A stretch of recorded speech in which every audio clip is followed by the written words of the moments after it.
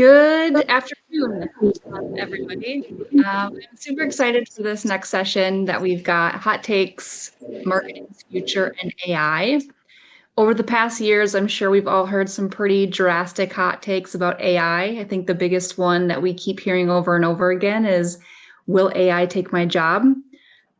So we've got this little session for you. We're going to kind of cut through the noise, no nonsense, talk to some individuals here today that are breathing and living AI today in their work as marketers. So we've gathered a great lineup of Salesforce marketing pros to show and share what they're doing today with AI and give some of their takes. So with that, I'd like to introduce you to all of our panelists. Lauren, let's start with you. Hi, everybody. I'm Lauren Noonan here. So I lead the growth and alliances team here at Sercante, but I've been working with data science, AI for my whole career. I came up through the data science world and have been very, very close to the Data Cloud product and a lot of the emerging Einstein features over the years. East Coast based, just north of Boston, Massachusetts. Awesome. We've also got Chris Dutton here from 6 Sense. If you want to hop on, Chris, and introduce yourself. Yeah, hey everyone. Really looking forward to today's discussion. So I've been at 6 Sense now for, it was actually my 4-year anniversary this month. So I have the wonderful opportunity of running and leading our marketing operations function here. So we're always thinking about different ways for us to continue to leverage AI. And then how do we continue to be at the forefront of, not only what are we doing from a product perspective, but just, making sure that, we're supporting our teams from an efficiency perspective as well. So how can we use AI to, save hours, so to speak. So really something that I'm passionate about. And like I said, I'm looking forward to the discussion today. Awesome. We also have Steven Stouffer with us. Steven is a 5-year More Dreaming veteran, joining us from the very beginning. Steven, you want to introduce yourself?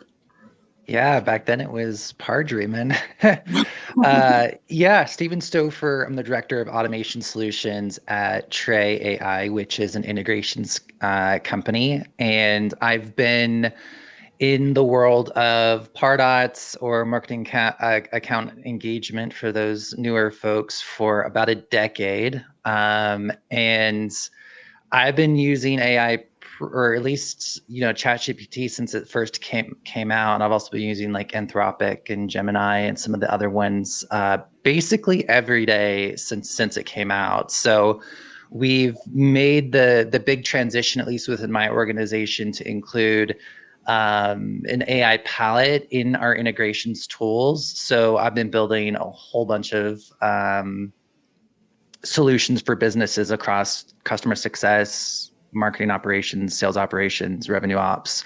So I'm excited for this. This is gonna be a really good session, but happy to be here. And if you don't follow Steven on LinkedIn, he is always talking about something AI related. So yes. Go give him a follow. Yeah. And best for last, we've got Emilie Lee joining us from the Just Global team. Hi, everyone. I'm Emilie. I lead the analytics, ad operations, and AI initiatives at Just Global. Really excited to be here. I've been at Just Global for about 3.5 years. I'm based just south of Chicago.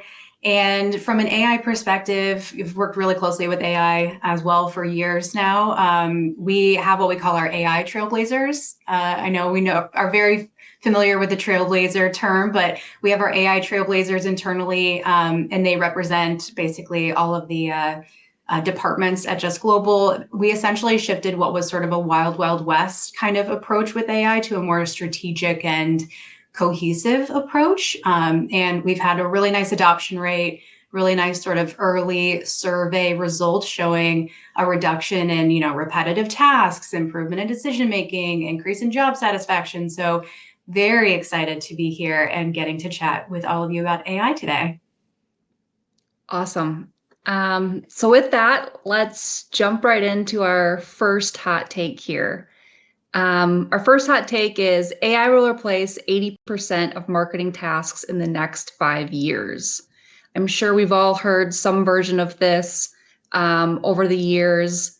I think we all know that AI is going to be a great source of taking over a lot of the repetitive and data-driven tasks for us as marketers use today.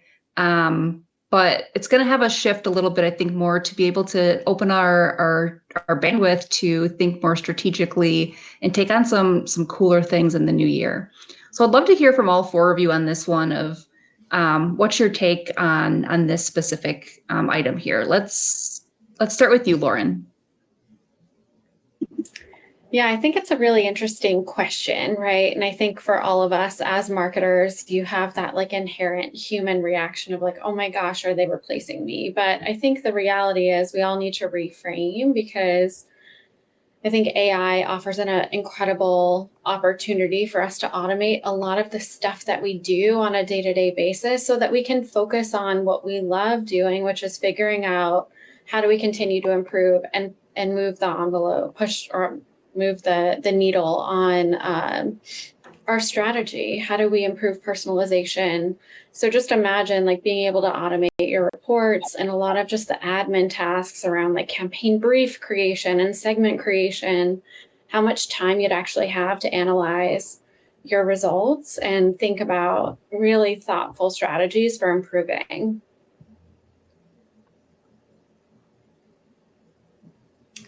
Yeah, I agree with a lot of what Lauren said. I think AI will absolutely change how we approach a lot of our marketing tasks, but I'm not going to assume that AI is going to replace those marketing tasks entirely. I think AI will automate many of the repetitive tasks, like I mentioned earlier.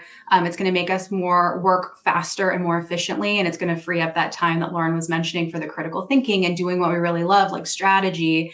But AI still needs that expert touch. Without someone who really knows the landscape, we risk significant accuracy and relevance for speed. And I've heard many folks refer to AI as adding like a supercharger to the marketing engine, but we can't swap out the driver of that engine entirely for AI. Yeah, I was kind of in the camp of like, AI is not going to replace my job. Like, like good luck. But I live here in Dallas, Texas, and there's a McDonald's in Fort Worth that is completely autonomous. Like you walk into it, there's no person there to greet you. There's no cashiers. It's like completely driven by AI. That was the first time I was like, now wait a second, maybe AI can actually replace people. But my thought is it's already kind of baked in, like 80%, maybe not 80%, but I would say a lot of what we do as marketers, we're already using AI. The tools that we're leveraging already have AI baked in. How many of us are using ChatGPT to come up with subject lines and boil down text and change the tone of voice of the emails that we're sending out? Like, I might just be alone here, but I use AI a ton in my day-to-day. So is it going to take over all of my tasks or 80% of my tasks in the next couple of years?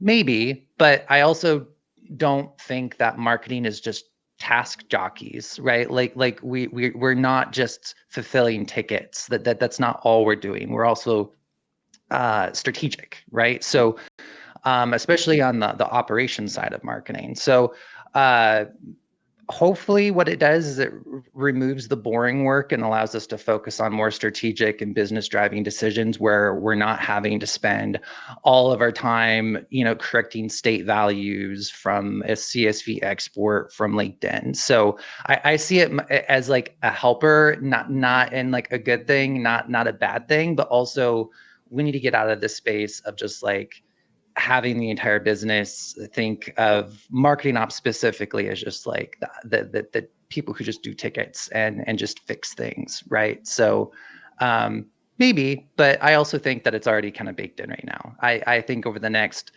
year or two, we might see AI kind of take over more in different tasks, but largely, I mean, it's already ingrained in our day-to-day, and how we leverage it, I think, is going to matter.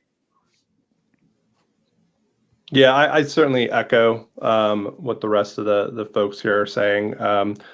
We're actually seeing AI help up-level our team. So if you think of like a BDR function specifically, we had 14 BDRs that got promoted in Q2 as a result of an AI sort of benefactor.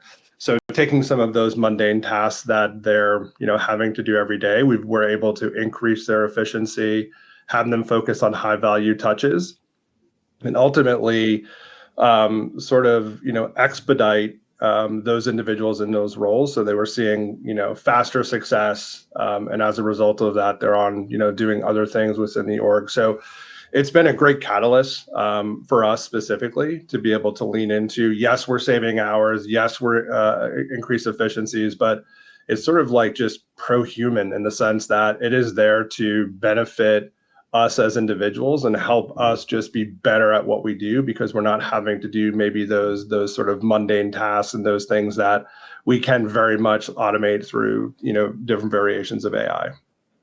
I'll add to that. Humans are very good at knowing when something is off. Like, how many of us have received an email or read a LinkedIn post and gone like, okay, like you didn't write that. So like we can spot the difference really easily. And I think that there's a quote, I don't know who said it, but we probably have all heard it, that like AI won't replace your job, but someone who embraces it and someone that leverages it will replace you.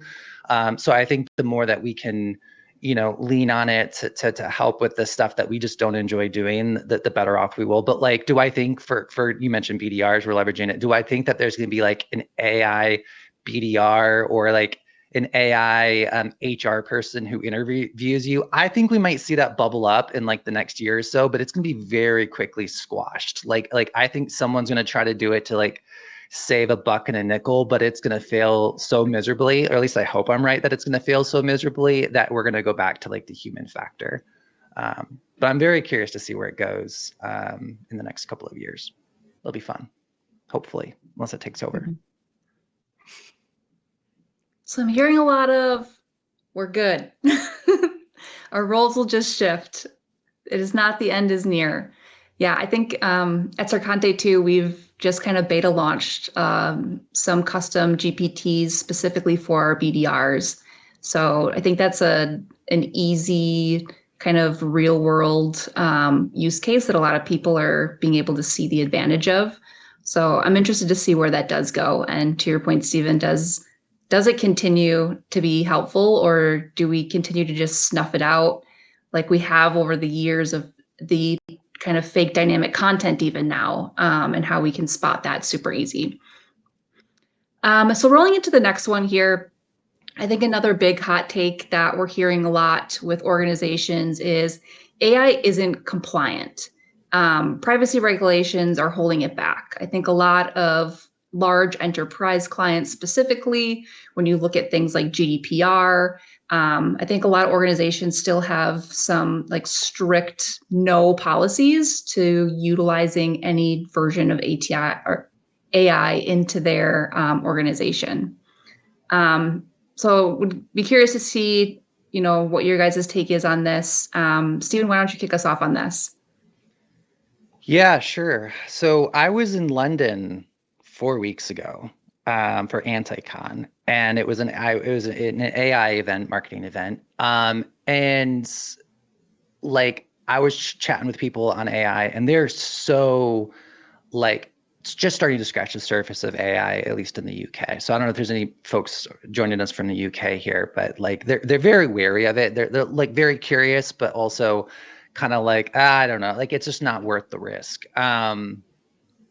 But my thought is there's definitely ways to integrate AI into your processes in an automated fashion where you can be GDPR compliant. So first, you can feed it technology information, company information, demographic information without giving it PII data, right? So like you can feed it information, you just have to make sure you feed it the correct information. And if you do want to include something like the name, the email address, or anything like that, you can tokenize the data in a context that you can feed to something like OpenAI, ChatGPT, Gemini, or Anthropic, or any of the AI platforms. So like you can definitely leverage it in a way that it is compliant.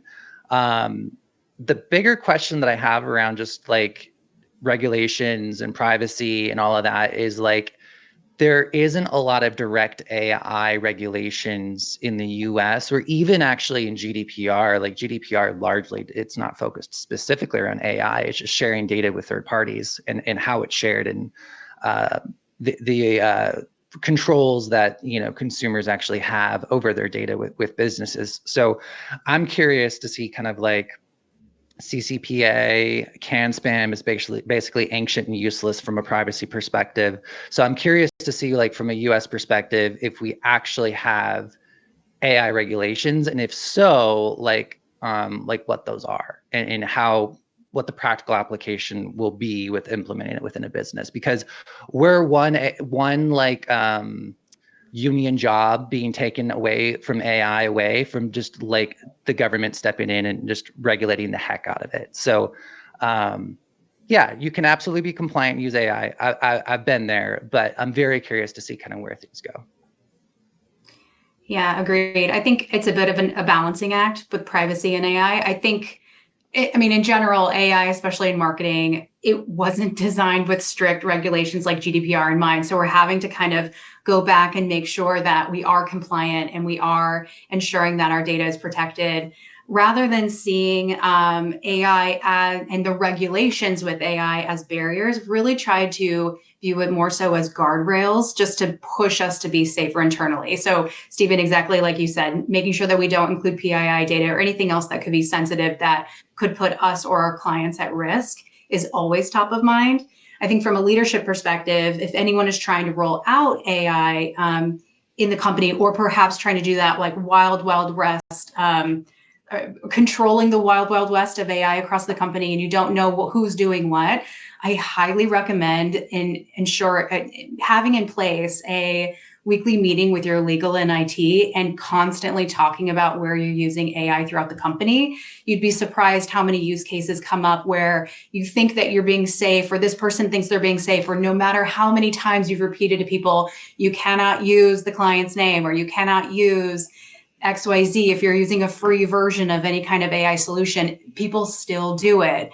So keeping legal and IT included in the rollout of AI, or perhaps as you try to control AI throughout the company, really helps make sure that you're respecting your customers' data, your internal data, you're meeting your regulatory standards, and aligns with your company's values, right? You want to make sure that you are building trust and transparency. So please make sure that if you do not have a meeting internally at your company that includes legal and IT, when it comes to AI, I highly recommend putting that into place immediately. Awesome. Super interesting to kind of hear how everyone's kind of approaching AI and compliance to be able to use and break some of these barriers. Our next take here, a little interested in what the vibes are going to be on this one. The next one here is AI will make real-time marketing the new standard. So for this one, Lauren, haven't heard from you for a bit. Would love to get your take on this. Yeah, I had almost like a visceral reaction to this one when I first, when we were first discussing it, because I think there's a fine line between being a predictive marketer and really meeting the customer where they're at, and being a little too real time and almost creepy. So what I think the benefit is in the world that we're in today is we as marketers have access to AI that will really help align your different segments to your product or service catalog. Now, that doesn't necessarily mean that you have to action on that information immediately. You can hold it, you can do so in a thoughtful manner, but we finally do have an ability as marketers to really understand, like, if I'm Sarah, what have I browsed? What has been my engagement history with a particular brand or product, and be able to really accurately predict Sarah's next best product conversation or service conversation if you're in a vertical that is services based. So I think it's really exciting, but I also think that as marketers, we need to take a pause and really be mindful about, okay, how do I use this information that I now have access to in a way that feels like a cohesive experience for our customers? I agree, Lauren. I think knowing, when to engage, how to engage, why we're engaging, that human touch and like the nuance throughout the process is so key. I think real-time marketing could definitely become more of a standard in certain areas, and automation can help with that, but it's likely not going to replace the like thoughtful strategic planning that you're mentioning that I think really good marketing demands. Yeah, I've like heard this before too, right? Like personalization. I think back like Clearbit days, like lead enrichment days. Like it was like, oh, hyper personalization, and it kind of flopped in a lot of industries, like the network security industry. It pretty much flopped. Federal government, anything there, you can't really do that. It comes off as creepy. And then on the consumer side, unless you can do it kind of low key, it doesn't really come off very, very authentic, because like I mentioned before, we're humans and we know when there's something fishy is happening, and it can be kind of fishy. And then if you're going to do this, going back to our compliance and regulations conversation, you have to get them to opt in to all of this, right? If you're going to be compliant with GDPR. So what are you going to do? Put a wall of like opt-in checkboxes in front of someone to basically be able to do this kind of real-time marketing, and then you're going to use AI and whatnot. So it almost becomes unreasonable with the amount of teams and departments and people you have to work with to actually get this up and off the ground.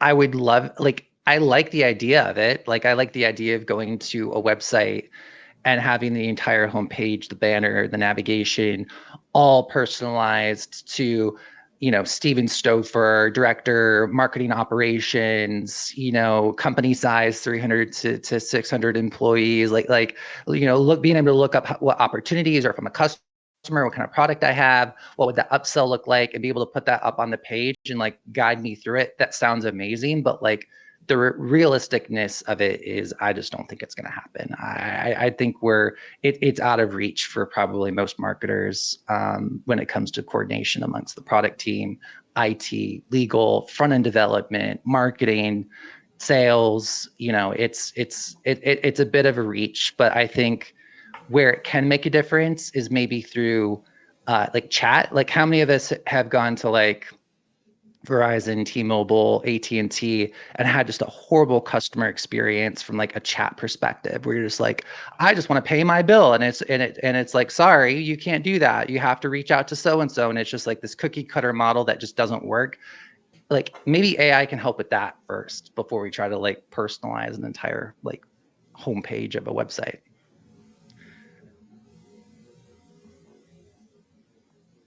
Yes, I think I heard a lot there of a few mentions of personalization, intent, and just some of the things that we're, I think, looking forward to with AI, but also I think still a little bit of PTSD. I think this takes us to a great segue into the next question, which is all about AI will predict customer intent better than humans ever could. When I mentioned that PTSD, I think we could all think of one time we made a report, an automation rule, a segmentation list that we created, and we all had that one like ugh of like, oh, that's not accurate. Like I just sent like a really dumb message to someone that, they're a customer of ours, and how did that possibly slip through the cracks, right? There's always one data point that just isn't getting it right for us. As far as intent data goes, Chris, I would love for you to start with this one to really talk about like, I know 6sense is doing a lot with AI intent signals today. So just love to hear your side of the story here. Yeah. Love the question. It's always very top of mind for us here at Sixth Sense, and we've been at this now for 10 plus years, using intent to understand where our customers and buyers, customers and prospects are within the buying journey. So the short answer is yes. I think AI will continue to predict intent better than humans. With the caveat of being the reasons for that is it's about scalability.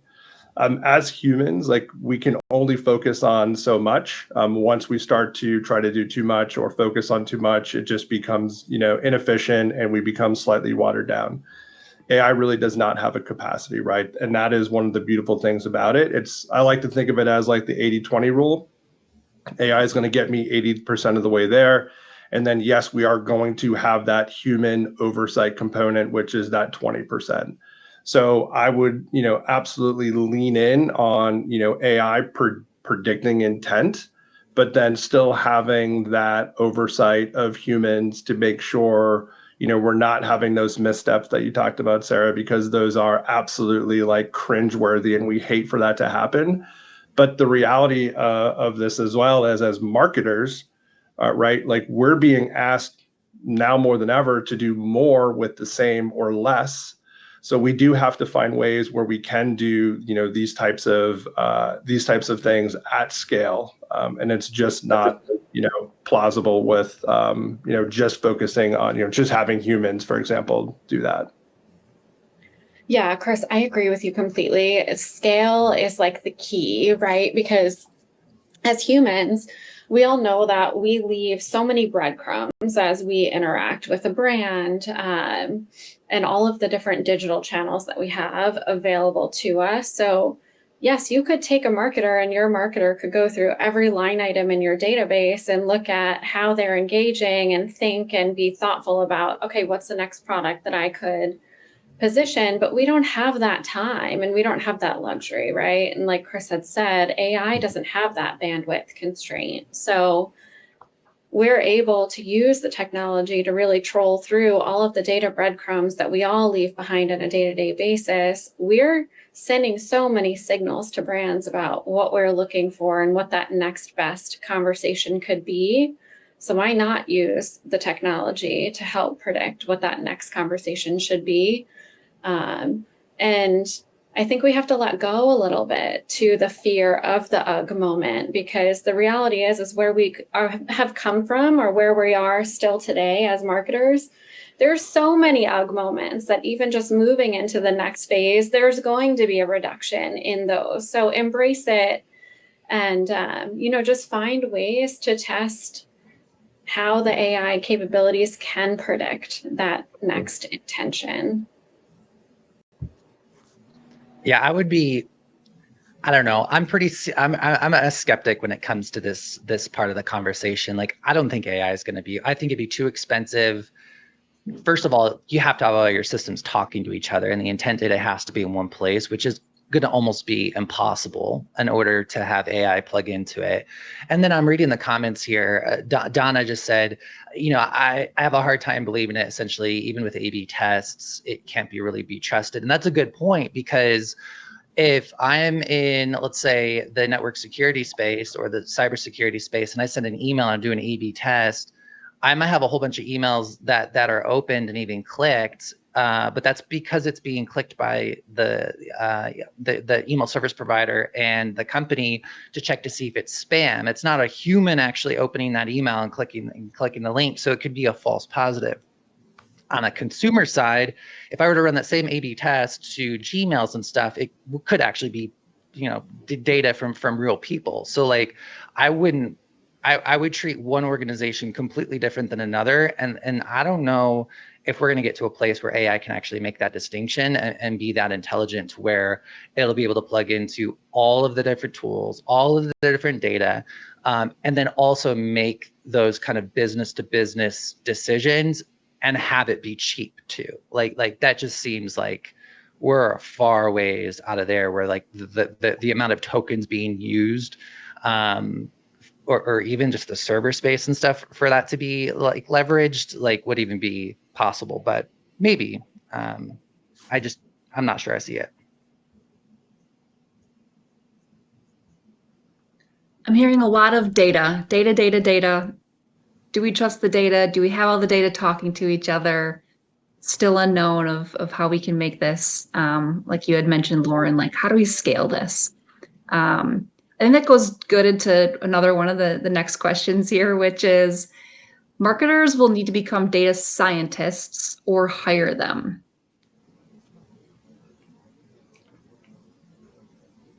Who wants to kick us off on this one? I could take it if I could get myself off mute. Yeah, and I don't know if I necessarily think that we need to like become data scientists, or if we as marketers need to have like a data science hat in our repertoire of potential like roles that we can step in and out of.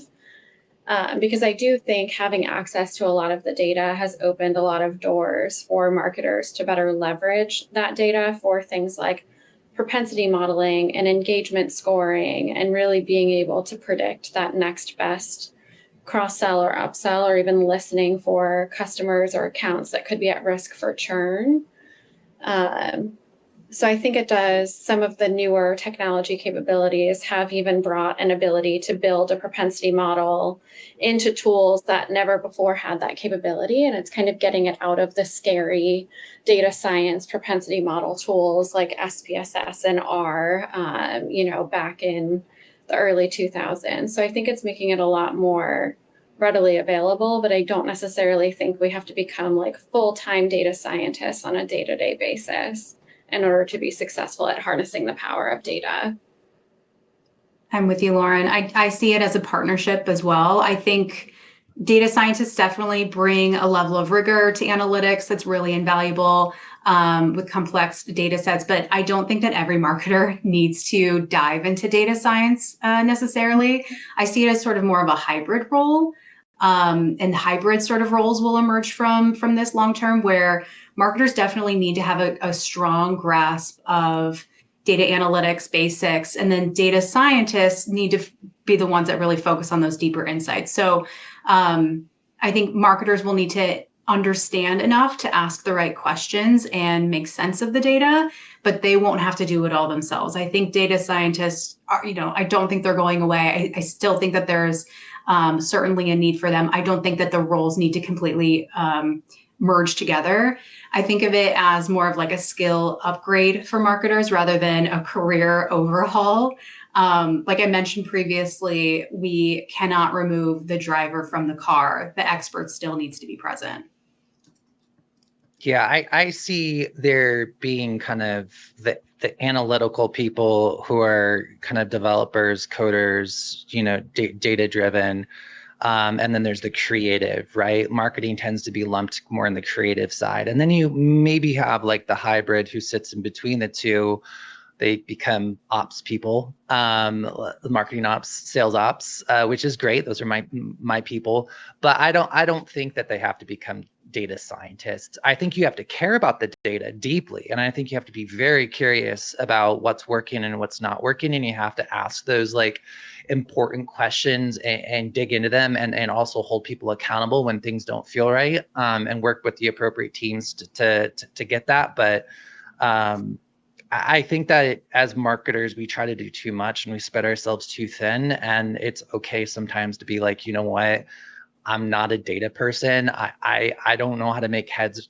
I don't know how to make a pivot table in Google Sheets. This just isn't for me. But as marketers, we have to ask questions, and we have to get to the bottom of things, and we have to know what's working and not working. And oftentimes that comes from testing and getting into the data. So for sure, tap into it if it interests you. Do lots of tests, but I don't think we have to be data scientists.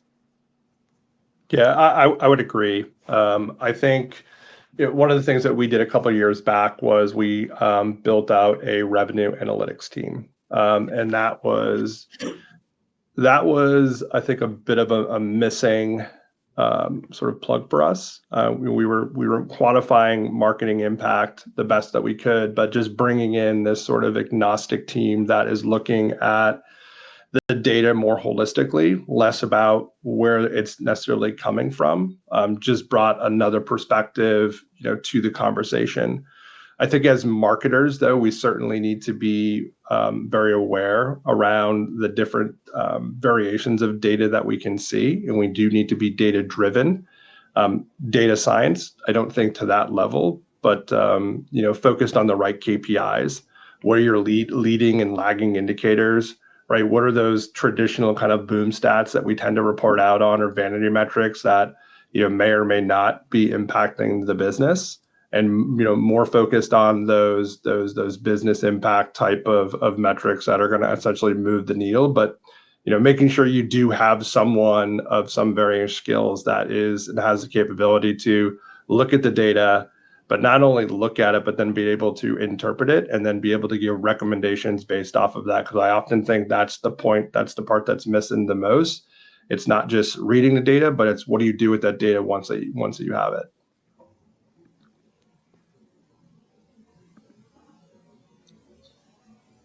Awesome. Moving on to our next question here. We have AI will make customer data the most valuable asset a company has. So more chats about data. I think we've all said it almost on every single topic here that we've had so far. We know that data is huge. It's been a big priority for marketers for years now. Would love to kind of dive in a little bit deeper to what we see with data and how we're going to be handling that. Wait, Yeah, I may have missed a memo. Was data not always the most valuable asset a company has? I mean, other than like the customers? Sorry to interrupt. Go ahead. It's funny you say that, because it's like, I have said this, I think, throughout my entire marketing career, that if you ask a marketer what data they need and you ask a toddler what they want for Christmas, you're going to end up with the exact same result, which is a very, very long list of things, most of which they have absolutely no use for. And so I think it's a cautionary tale. Like, yes, marketers, they think they need a lot of data, and I think they're excited by the opportunity that they now have a lot of access to data and data sources that they maybe didn't historically, through a lot of the improvements and innovation that have come in the way of integrating data. I think it's going to continue to be a challenge for marketers to really distill down and identify the why behind the data. So why do they need this data, and what is it going to support from a campaign perspective, a reporting perspective, or predictability perspective? And I think we're going to continue to have a lot of the same conversations that we've had for the last few decades with marketers, which is just helping them kind of think through their data strategy. I think the positive is we now have a much more efficient way to action on the data once we have determined the why and the what it will support. Whereas even a decade ago, you could create and identify the data that you needed, and then it would take the data science team a month to create the model. And then the model would be 2 weeks old by the time it hit, the end consumer market, and it was already stale. So I think we're really accelerating the time to market for actioning on the campaigns. But we still have to help marketers with the question of, like, you don't need everything in the Christmas catalog. That one hurts a little bit, Lauren. I want everything. Sorry, Sarah. And I mean, if we're going to lean into the AI conversation so much, I'm going to say that, like, I don't think necessarily, yes, the data is a valuable asset, but I think that if we fast forward several years, like today, we're using the large language models from like Anthropic and OpenAI. I think we're going to move into a world where the most valuable asset to an organization is actually their AI data model that they've created in-house, that they're then leveraging in downstream systems, from marketing automation to their CRM to customer success. So I'd be very curious to see how like the industry of building models changes, because right now we're leveraging an OpenAI where we have to give it the context of, like, I want you to write an email in this tone of voice, from this perspective for this person. But like, we're going to probably move into a world where a business is going to have their own large language model, if you will, in-house, where you don't have to prompt engineer the context to get an output that makes sense for that business. It's going to know who the customer is. It's going to know what your tone of voice is. It's going to know, based on past email performance, what's worked subject line wise and content wise and call to action wise. You're not going to have to go do that research. So it, as long as there's not any major roadblocks put forth by governments, the most valuable asset is going to be the model that they've built out, that all their systems are going to be plugged into.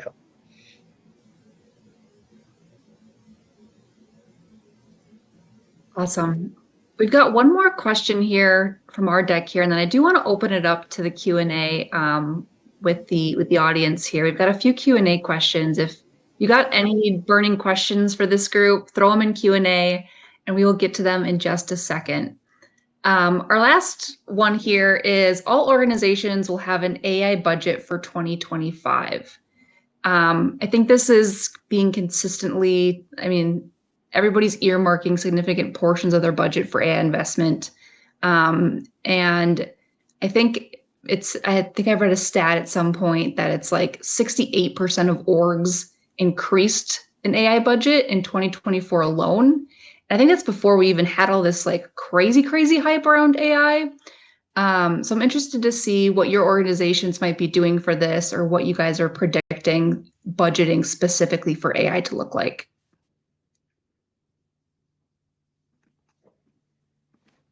Yeah, I can jump in.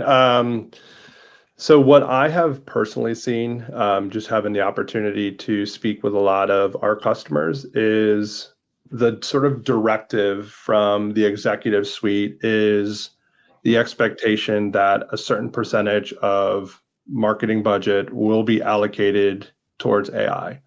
So it's not only is your budget needs to be sort of redefined, what portion is going to be AI focused versus not, but it then also coming up with, what does that plan start to look like? Where are you going to double down on AI? What is your kind of strategy as an organization going to be with leveraging AI? And then I guess more importantly, how do you quantify that, right? Because then that's going to be the next big question, do we continue to double down on AI and invest? How do we quantify the impact that it's having? And I'm not entirely sure there's a really good way to do that. When we see all the different sort of variations of how AI can be used, some are a little bit more, I would say, more direct in the sense that you can connect the dots. Others may not be. So just kind of thinking about like any type of marketing investment, yes, that's the directive, and that's sort of, I think, what we're seeing and what we're hearing. But is that going to be long-term? Is that sort of quantifiable ROI going to be able to be measured, and then, kind of reallocate that budget for years to come? I think that is going to be more interesting than our organizations, budgeting for 25. It's what happens in 26 and 27. Are they going to be able to reinvest because they've been able to, measure ROI from their investments?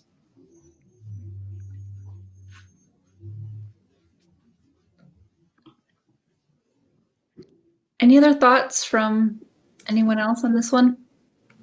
I have a quick thought. So right now, AI seems to be falling kind of under the data and analytics sort of category within companies. And I think it's assumed that it's just a function in some businesses, not all businesses, but it's a function that will sort of grow on its own. And the simple fact is it's not. It is something that it requires a roadmap. It requires pulse reads to understand efficiencies gained. I mentioned in my intro that we just did a pulse read, and we're already seeing strong results when it comes to AI. And Chris, to your point, I think it's going to be difficult to attribute ROI to AI. Ooh, that's a mouthful. Attribute ROI to AI. But I think through like pulse reads like that, I think it can really help. We're already starting to see those efficiencies gain, and I'm really glad that we established that baseline a couple months ago. To the hot take, though, I totally agree that AI will need to have its own budget from a management and support perspective in the future. I think, as we've mentioned, AI is going to open up a world of automation, but it's going to take time and support within each company to make sure that the integrations are safe, that they're compliant, that efficiencies truly are being gained, that it's not the wild, wild west. And that's really difficult to do within a company unless you do have budget set aside. So I do think even with the budget set aside, though, that the efficiencies gained will essentially help, pay for AI itself.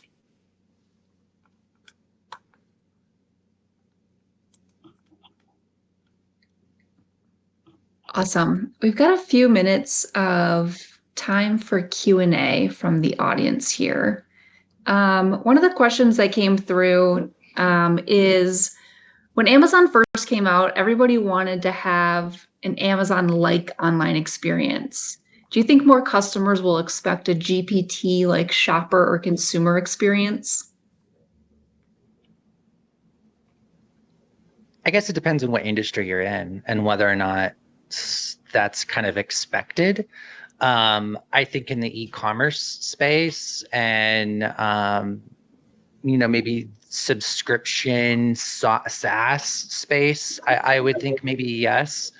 But like enterprise SaaS and enterprise sales, I'm not so sure. I probably not. Maybe not, but I do think every year we seem to be, stepping closer and closer to an automated experience, removing as many like human to human touch points as possible. People just want to get the on-demand demo. People just want to, do it without having to talk to a person. So it seems to be trending in that direction, but I think depending on what space or industry you're in, the tolerance level for that type of experience is drastically different. I agree completely with Stephen. I mean, I think obviously for verticals like retail, you are expected to be that hyper personalized like Amazon. And I think as marketers, we're probably a little less forgiving, as consumers of retail brands when they don't have experiences like Amazon. Like I myself I've always joked I have like a personal Rolodex of brands like I would love to get my hands on because their experiences are so bad, or like I'll have a visceral reaction to an email that I receive.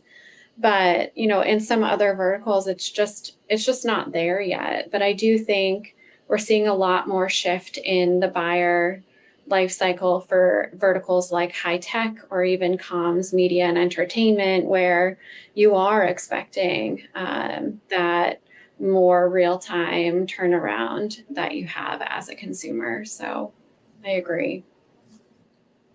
I guess the bigger question would be like, would you buy a $60, $70, $100,000 SaaS tool without speaking to a person?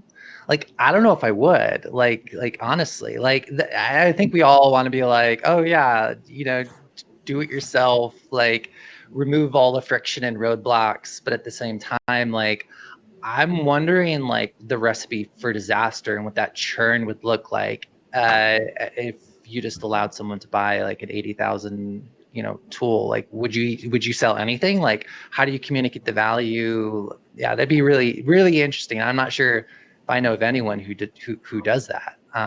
But yeah, and I don't necessarily think they go all the way through the buyer funnel, but I think they can definitely get further in the buyer funnel, right? To like weed out competitors before having to get to a point where they do speak with a person. I think for those bigger purchases, it doesn't necessarily matter what vertical you're in. Even in the retail space, there's large appliances that people do typically narrow down, and then they do choose to go in person and have a conversation and touch it and feel it and interact with it.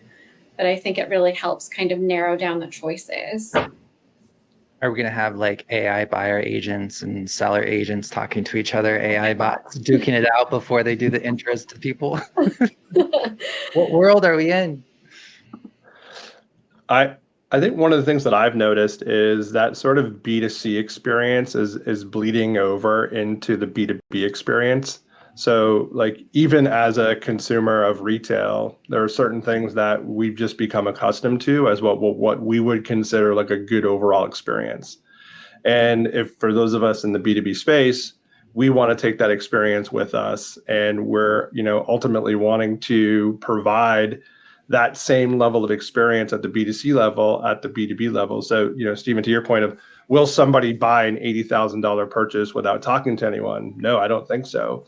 But I think there is a way to, use AI to streamline the process where you don't have to do anything essentially, but say, hey, I want to talk to someone, and the organization knows exactly who they need to connect you with, because we know the account you're with, we know the account executive that owns your account, we've got all of the information, and then essentially just making that connection happen without having to go through a form fill or any kind of other sort of hoop. So I think there are ways, and we're seeing it today already, where we can expedite that process. And to that point, like we see people, we see people like doing that over the weekend, right? Because that's the other, like people, wake up, maybe they get some downtime, they're doing some research, they want to talk to someone.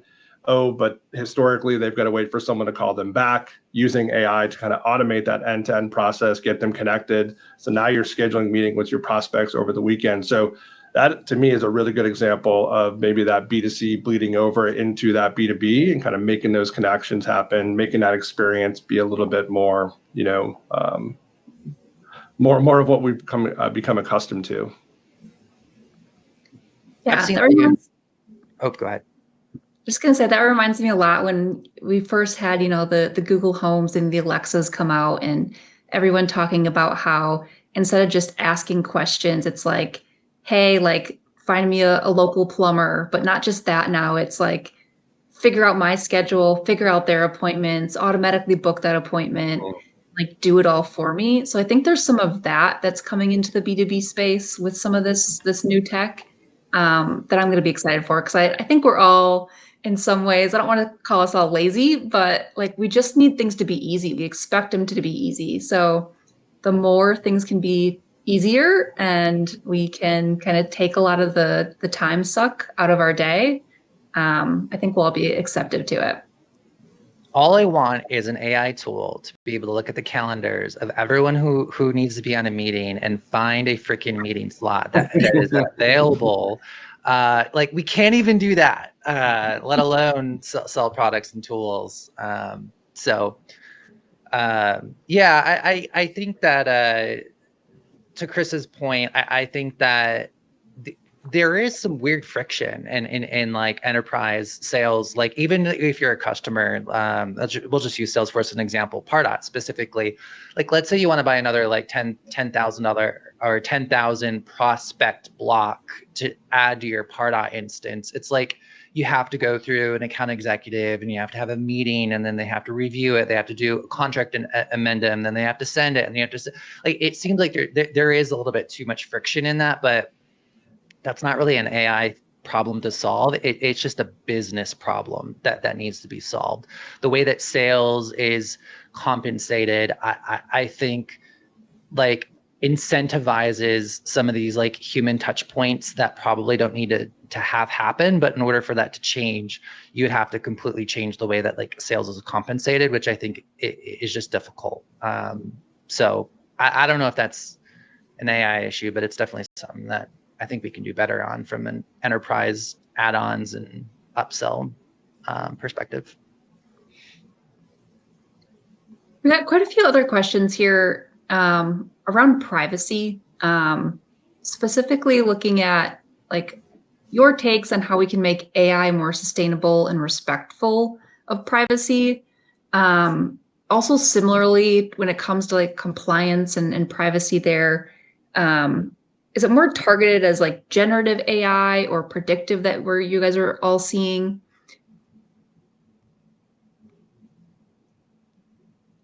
How can we make AI more respectful of privacy? I mean, from a GDPR and compliance standpoint, you don't give it any PII data to be compliant. As far as having it be more sustainable, I think that it's only going to be sustainable. Like AI is only going to be sustainable from a compliance perspective if people are actually being compliant. Because the minute that too many businesses start abusing it and using and abusing it is when they're going to ruin it for everybody, and then the government's going to step in and just create crazy, legislations. Google's going to get sued, Amazon's going to get sued, and it's gonna blow up real quick. But I would say that tokenization is a big first step in making sure that you're using AI in a sustainable and being respectful of privacy. Because basically tokenization, for those who may not know, is taking PII data like first name, last name, email, address information, converting it to a token, anonymizing it in the prompt that you send to something like OpenAI, ChatGPT, Anthropic, where the AI model has context as to what you're giving it, but it doesn't have the specific pieces of information. So tokenization is at least that's how I solve for that. Yeah, I guess my simple and straightforward answer is it is all based on how you treat the AI solution. So it's what you feed the solution that will determine the kind of impact that it has, right? So to Stephen's point, you can tokenize it or just not put that data in there at all. And that will ensure that you aren't being or that you are being compliant. When it comes to just overall AI usage across a company, again, make sure that legal and IT are included and that you have compliance documentation. We even had people sign paperwork so that they confirmed that they knew what to do and what not to do. Because again, it's really what you feed the AI solution and the integrations that you set up. It is in your hands. It's then the model it's what the model then does with that data. And that's what you have to be careful about. So keep in mind that what you are putting into it is the key point here.